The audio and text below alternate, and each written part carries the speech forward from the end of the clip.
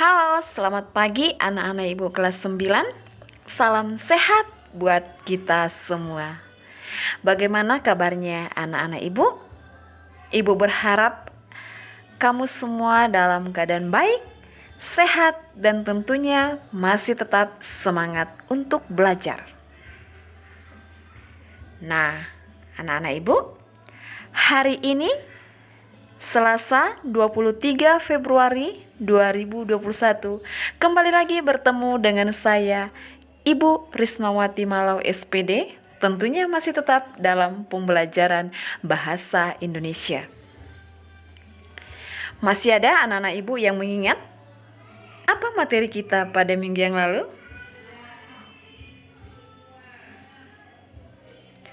Baik, bagus sekali. Yaitu mengenai teks tanggapan. Nah, kalau pada minggu yang lalu kita sudah membahas mengenai teks tanggapan, pada minggu ini kita masuk ke materi baru, yaitu mengenai teks diskusi. Sekali lagi, materi kita pada minggu ini materi yang baru, yaitu mengenai teks diskusi.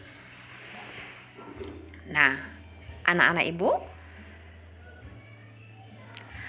adapun KD kita pada pagi hari ini yaitu KD 39. Sekali lagi, KD kita pada pagi hari ini yaitu KD 39. Mengidentifikasi informasi teks diskusi berupa pendapat pro dan kontra dari permasalahan aktual yang dibaca dan didengar. Itulah KD kita pada pagi hari ini.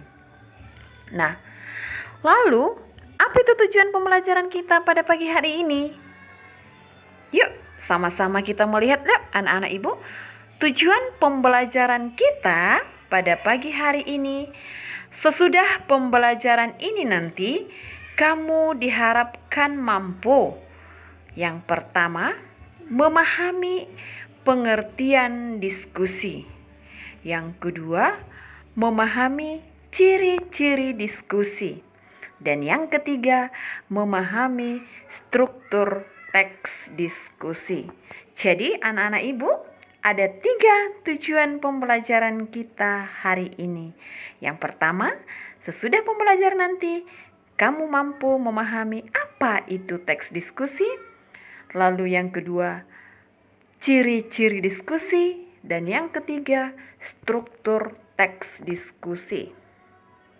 Nah, anak-anak ibu, sebelum kita melanjutkan membahas lebih dalam lagi apa itu diskusi, ciri-cirinya, dan juga strukturnya, terlebih dahulu kita mengucap syukur kepada Sang Pencipta karena kita masih diberikan kesempatan, masih diberikan kesehatan, sehingga kita masih dapat melaksanakan pembelajaran kita pada pagi hari ini.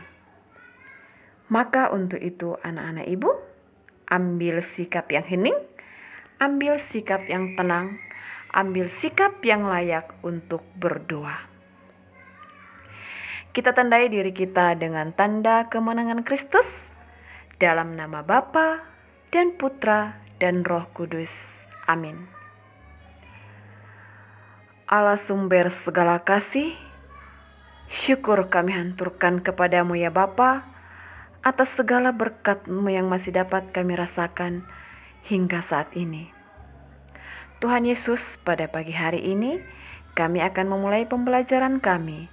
Hadirlah di tengah-tengah kami, bukalah pintu hati dan pikiran anak didik kami, agar mereka mampu ya Bapa, menerima, menyerap, dan menerapkan apa yang kami berikan. Tuhan Yesus yang baik, berkati juga orang tua kami, orang tua siswa kami, dimanapun mereka berada, apapun yang sedang mereka lakukan untuk membutuhi kebutuhan anak-anak mereka. Kiranya Engkau memberkati ya Bapa. Kami juga berdoa buat seluruh Bapak Ibu guru yang saat ini Tuhan sedang melaksanakan pembelajaran yang sampai saat ini kami tetap melakukan pembelajaran daring. Berikan kami roh kemampuan, roh kebijaksanaan, agar semakin hari kami semakin mampu, semakin bijaksana dalam memberikan materi, mengayomi, dan memberikan motivasi yang baik kepada anak didik kami. Kami juga tidak lupa ya Bapa, buat para bapak dan ibu pengurus yayasan kami. Kiranya Engkau berkati mereka ya Tuhan. Engkau berikan kesehatan, Engkau berikan mereka roh kebijaksanaan ya Tuhan, agar mereka semakin bijaksana, sabar dalam mengayomi kami. Tuhan, ampunkan kami ya Bapa atas segala dosa dan pelanggaran kami, agar kami layak menerima segala berkat-Mu. Sama-sama kita doa Bapa kami. Bapa kami yang ada di surga, dimuliakanlah nama-Mu, datanglah kerajaan-Mu, jadilah kehendak-Mu di atas bumi seperti dalam surga. Berilah kami pada hari ini rezeki yang secukupnya, dan ampunilah kesalahan kami, seperti kami pun mengampuni yang bersalah kepada kami. Dan janganlah masukkan kami ke dalam pencobaan, tetapi bebaskanlah kami dari yang jahat. Santo Yohanes Don Bosco, doakanlah kami. Amin. Dalam nama Bapa dan Putra dan Roh Kudus. Amin. Ayo, masih semangat anak-anak ibu? Masih dong. Ayo, biar semangat kita tepuk semangat dulu ya. Tepuk semangat.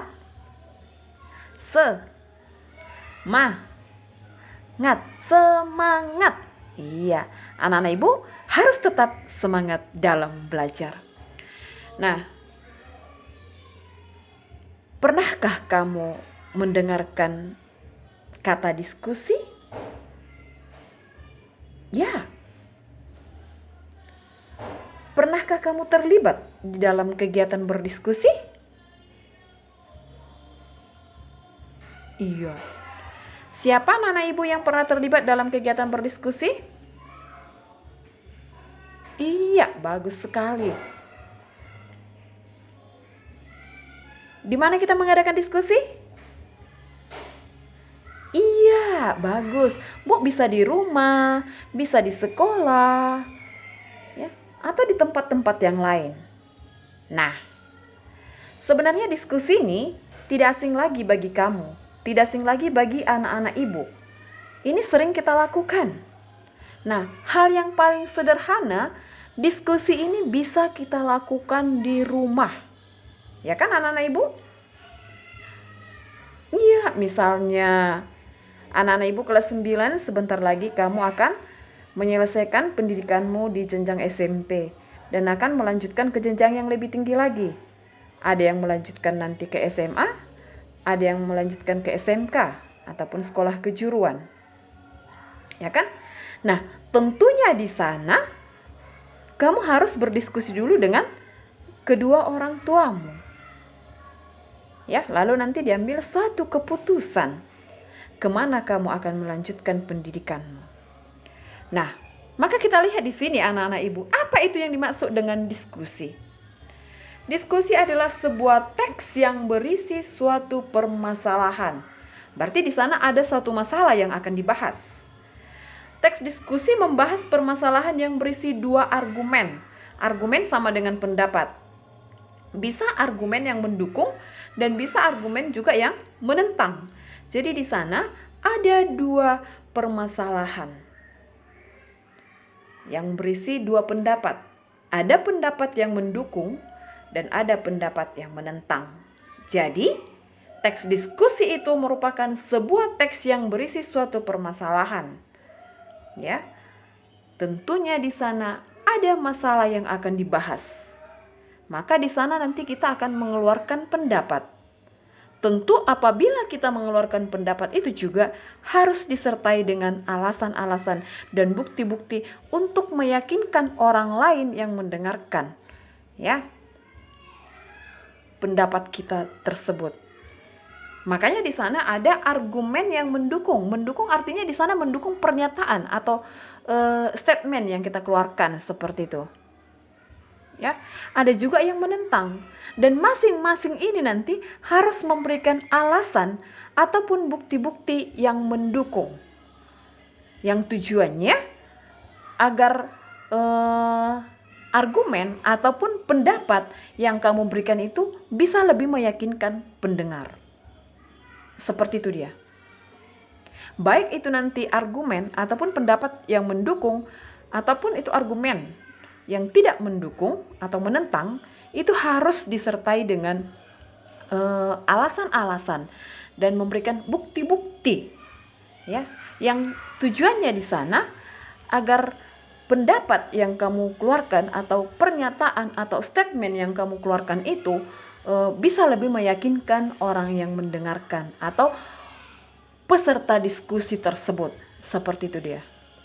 Nah, jadi seandainya pembelajaran kita tatap muka di sekolah, ibu akan membagi kamu ke dalam beberapa kelompok. Nah, nanti di sana kita akan mengangkat satu masalah, ya. Lalu masing-masing nanti kelompok itu mempresentasikan hasil diskusinya.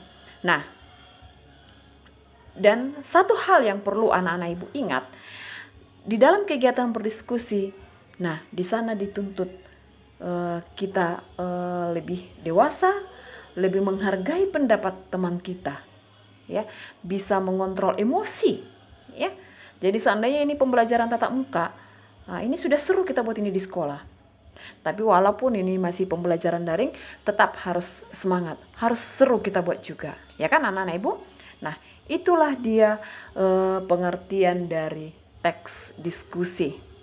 Nah, baik anak-anak ibu, kita lanjutkan. Kita masuk ke ciri-ciri teks diskusi. Nah, apa saja itu ciri-ciri teks diskusi? Yang pertama, strukturnya terdiri atas isu, argumen, simpulan, atau saran. Sekali lagi, ciri-ciri teks diskusi yang pertama, strukturnya terdiri atas isu, argumen, simpulan, atau saran. Nah, yang kedua, memuat informasi yang bersifat informatif dan argumen. Informatif artinya memberikan informasi, lalu argumen itu sama dengan pendapat.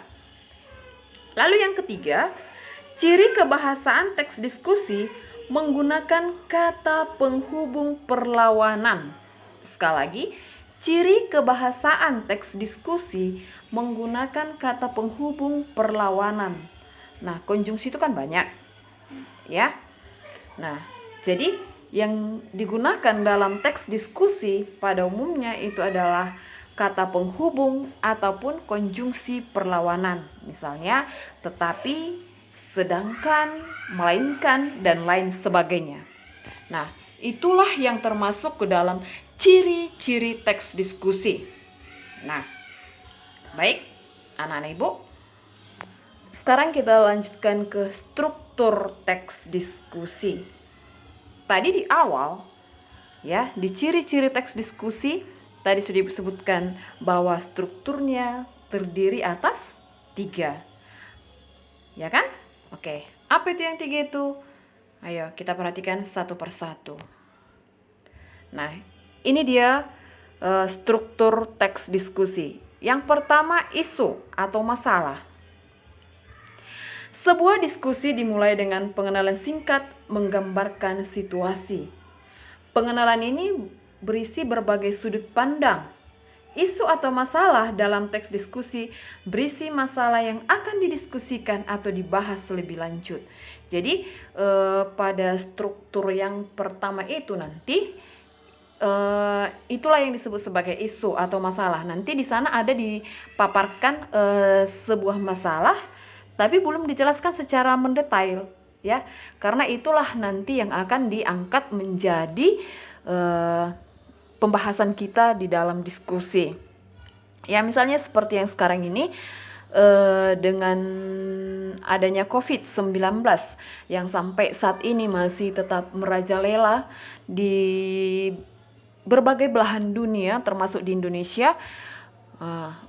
Lalu pemerintah berusaha untuk mendatangkan vaksin ya untuk COVID-19. Tetapi dengan adanya vaksin ini kan terjadi pro dan kontra. Ya. Terjadi pro dan kontra di sini. Ada yang mendukung, menganggap hal itu baik, ada juga yang menganggap hal itu kurang baik, seperti itu. Ada yang menerima vaksin tersebut, ada juga yang tidak menerima dengan berbagai alasan. Ya. Yang menerima juga memberikan berbagai alasan, yang tidak menerima juga mereka memberikan berbagai alasan, statement-statement ya mengapa mereka tidak menerima vaksin tersebut. Nah, jadi dalam struktur teks diskusi yang pertama itu ada isu sama dengan masalah. Masalah inilah nanti yang akan diangkat, yang akan dibahas pada bagian selanjutnya, seperti itu Diana. Nah, baik, kita perhatikan contoh. Pada saat ini, para kalangan remaja, bahkan anak-anak di Indonesia sudah sangat mengenal yang namanya game online.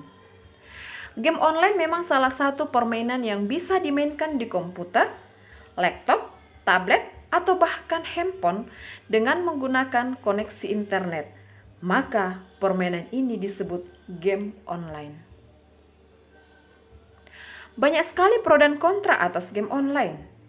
Ada sebagian yang beranggapan bahwa game online itu baik-baik saja jika digunakan sebagai sarana hiburan, karena jumlah game online yang tak terbatas.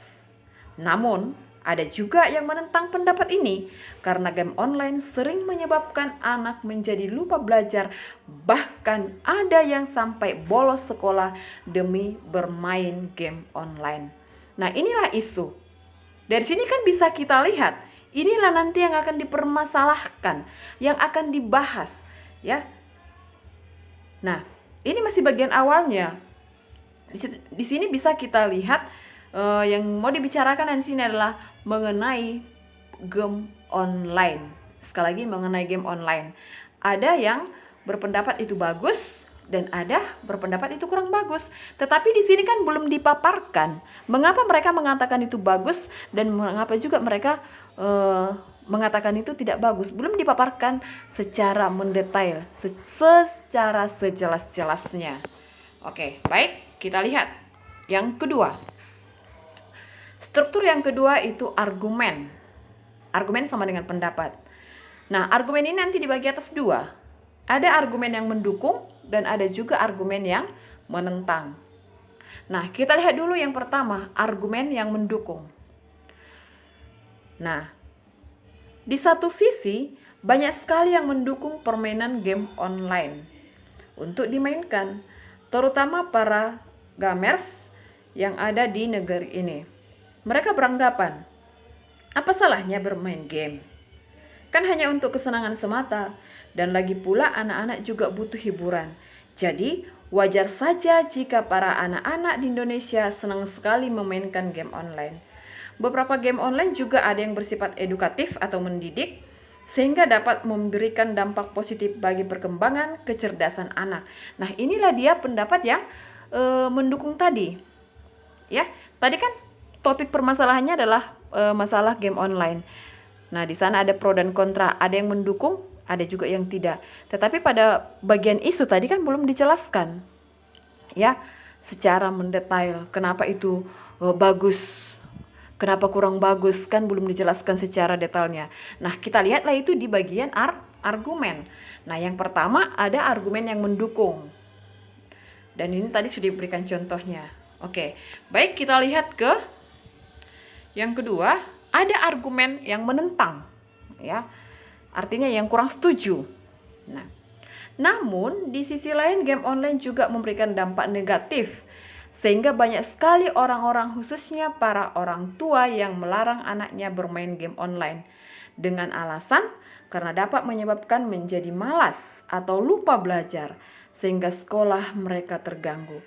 Bahkan sebagian dari mereka ada yang rela membolos sekolah hanya karena bermain game online di internet. Tentu ini akan membuat mereka menjadi ketinggalan belajar. Nah, inilah dia argumen yang menentang. Argumen yang mendukung tadi dikatakan bahwa ada juga game online itu yang bersifat mendidik, ya. Dan mereka berpendapat itu kan hanya hiburan semata. Nah, tetapi kita lihat pada argumen yang menentang, mereka kurang setuju dengan alasan bahwa anak-anak itu nanti bisa sampai bolos sekolah, ya bisa sampai pindah rumahnya ke warnet, kan seperti itu kan? Nah, dan itu menjadi membuat anak-anak itu ketinggalan belajar. Ya, tetapi Ibu yakin anak-anak Ibu kelas 9 tidak ada yang seperti itu. Baik. Selain itu, saat ini game yang berbau kekerasan sudah dianggap sebagai game yang tidak layak untuk dimainkan oleh remaja. Game yang didukung hanya game yang bersifat produktif atau game yang mendorong remaja untuk berpikiran positif atau game yang diciptakan untuk mengasah kemampuan. Nah, itulah dia tadi itu bagian argumen yang menentang. Mereka di sana memberikan alasan selain anak-anak itu bolos sekolah, ya bahkan sampai memindahkan rumahnya,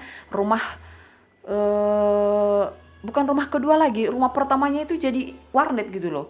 Rumah yang aslinya jadi rumah kedua gitu, ya kan?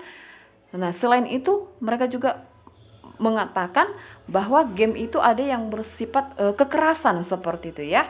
Oke. Baik, yang ketiga itu ada kesimpulan. Ya, jadi struktur yang ketiga dari teks diskusi itu ada kesimpulan. Nah, kita perhatikan contohnya di sana. Nanti di sana akan disimpulkan dari dua pendapat tadi. Kan tadi sudah diangkat masalahnya pada bagian isu, lalu diberikan penjelasannya di bagian argumen, yaitu ada argumen yang mendukung dan ada juga argumen yang tidak mendukung atau menentang. Lalu dari kedua pendapat tersebut akan ditarik satu kesimpulan. Sisi positif dan negatif itu pasti ada. Game online memang tidak mungkin dilarang. Namun, dengan memilih game yang tepat untuk dimainkan, secara otomatis akan mendorong remaja untuk lebih kreatif dan produktif. Nah, jadi dengan adanya pendapat pro dan kontra tadi, yang mendukung dan tidak mendukung tadi, maka diambillah kesimpulannya. Itulah pada bagian struktur yang ketiga. Nah, di sana Ibu buat contoh bahwa sisi positif dan negatif itu pasti ada. Artinya, memang bukan hanya mengenai game online. Pembelajaran daring kita juga pastilah ada sisi negatif dan positifnya. Sekarang tergantung sama kita. Mau ambil yang mana lebih banyak? Sisi positifnya kah atau sisi negatifnya? Nah, setiap tindakan itu memiliki sisi positif dan sisi negatif, ya. Atau bahkan setiap kita mengambil satu keputusan, kita harus sudah siap dengan sisi negatif dan positifnya. Oke. Sisi positif dan negatif itu pasti ada. Game online memang tidak mungkin dilarang. Namun dengan memilih game yang tepat untuk dimainkan, secara otomatis akan mendorong remaja untuk lebih kreatif dan produktif. Nah, jadi ada 3 struktur teks diskusi. Yang pertama itu tadi ada isu atau permasalahan. Di sana akan diangkat suatu topik yang menjadi permasalahan kita yang akan dibahas nanti pada bagian struktur yang kedua. Nah, struktur yang kedua itu mengenai argumen. Argumen itu ada yang mendukung dan ada juga yang tidak mendukung. Dan masing-masing seperti yang dijelaskan tadi, dari kedua argumen ini, baik yang mendukung ataupun yang tidak mendukung, ini mereka masing-masing memberikan alasan. Ya, oke. Dan yang ketiga itu ada kesimpulan. Nah, kesimpulan ini berisi apa? Ya, disimpulkanlah di sini dari dua pendapat yang pro dan kontra tadi akan ditarik satu kesimpulan. Baik, anak-anak Ibu. Demikian pembelajaran kita pada pagi hari ini mengenai teks diskusi. Ya. Sebelum kita menutup, ya. Yuk kita sama-sama menyimpulkan kira-kira apa yang bisa kita simpulkan ya. Apa yang bisa kita dapatkan ya anak-anak Ibu dari pembelajaran kita pada pagi hari ini mengenai diskusi. Yuk anak-anak Ibu yuk sama-sama kita menyimpulkannya.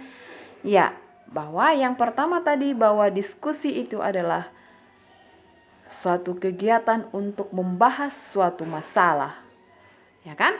Nah, lalu ciri-ciri teks diskusi itu strukturnya terdiri atas 3. Lalu aspek kebahasaannya banyak menggunakan konjungsi perlawanan.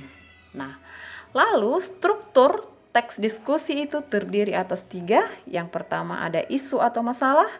Yang kedua itu ada argumen. Argumen itu ada yang mendukung dan ada juga yang menentang. Dan yang ketiga itu ada kesimpulan. Ya, demikian pembelajaran kita pada pagi hari ini. Tetaplah semangat buat anak-anak Ibu. Sebelum Ibu menutup pembelajaran kita, tetap Ibu akan memberikan pantun kepada kamu sebagai motivasimu untuk belajar. Pergi memancing saat fajar, pulang siang membawa ikan. Siapa yang rajin belajar jadi orang sukses kemudian? Ayahku seorang petani, punya sawah, punya ladang. Mari belajar hari ini agar masa depan lebih gemilang. Tetap jaga kesehatan, tetap ikuti protokol kesehatan dengan melakukan 3 hal berikut. Yang pertama, tetap berdiam diri di rumah saja. Artinya, kalau tidak perlu sekali keluar, kamu tidak perlu keluar rumah. Yang kedua, selalu menggunakan masker apabila kamu bepergian keluar rumah. Dan yang ketiga, tetap jaga kebersihan. Dan yang paling penting, tetap berdoa agar COVID-19 segera berlalu dan kita bisa belajar tatap muka di sekolah. Demikian pembelajaran kita pada pagi hari ini.